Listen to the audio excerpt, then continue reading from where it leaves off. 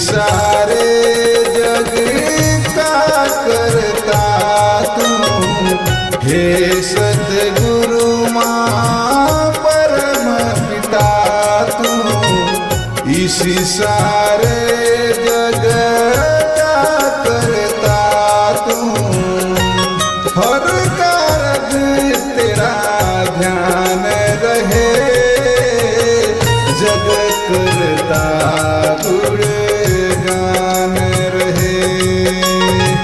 हर कारज तेरा ध्यान रहे, जग करता गुणगान।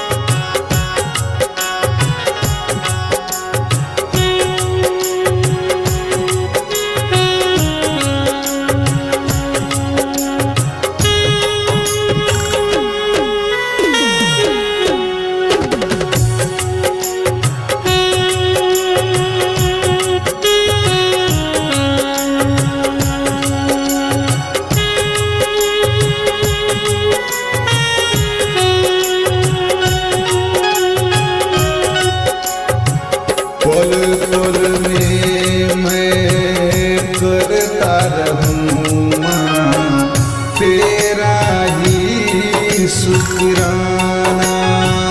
जन्म मरण तेरे चरणों में, क्या आना क्या जाना।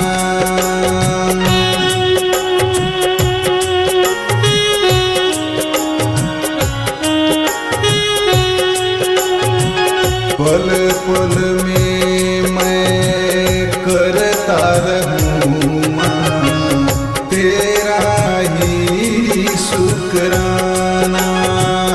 जन्म मरण तेरे चरणों में, क्या आना क्या जाना। बदल बदल कर सतगुरु चोले, गुरु बचन अवतार दी बोले। बदल बदल के सतगुरु चोले, गुरु बचन अवतार दी बोले। सतसंगत में से नाम रहे, जग करता कल्याण रहे। सतसंगत में इसी नाम रहे, जग करता गुणगान रहे माँ।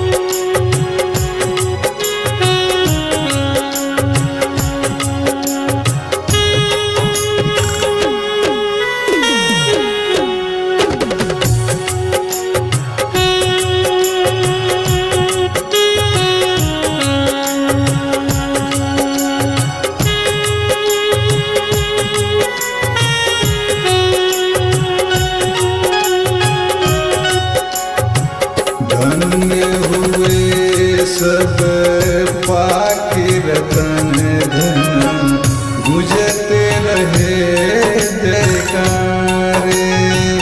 हर एक कण में तू ही समाया, मेरे सतगुरु प्यारे।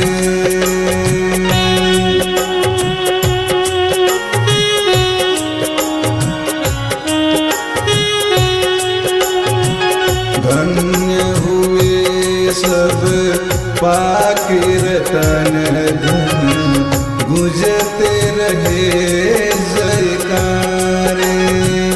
हर एक कण में तू ही समाया मेरे सतगुरु प्यारे। दास चरण में गीत सुनाए करना कृपा हर प्रीत निभाए। दास चरण में गीत सुनाए करना कृपा हर प्रीत निभाए। ना कभी मन में मान रहे जग करता गुणगान रहे। ना कभी मन में मान रहे जग